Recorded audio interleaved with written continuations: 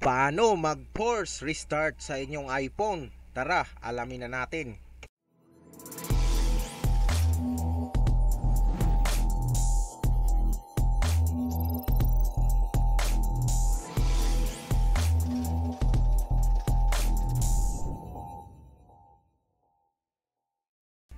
Ganito po yun mga katiktik, kapag bigla-bigla na lang ayaw mag-touch ang inyong iPhone na okay pa naman. Halimbawa tinambay nyo lang at bigla nang hindi mag-touch, subukan nyo i-force restart ang inyong iPhone. Madali lang mga katiktik, gagamit ka lang volume up, yan, volume down at saka long press tong power switch. So pindutin mo lang isa, 1 sa volume up, 1, 2, tapos pangatlo yung power switch, i-long press mo hanggang mamatay ang inyong iPhone mga katiktik.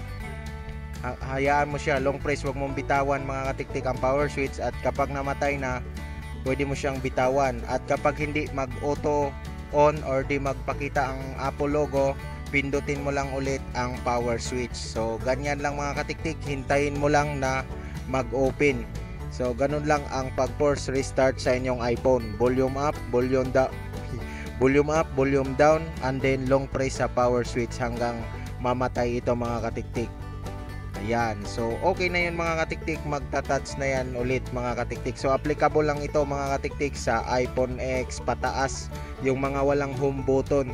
So ganun yung pag force restart sa iPhone na walang home button mga katiktik. Naway may nakuha kayong idea dito. Maraming thank you sa panonood.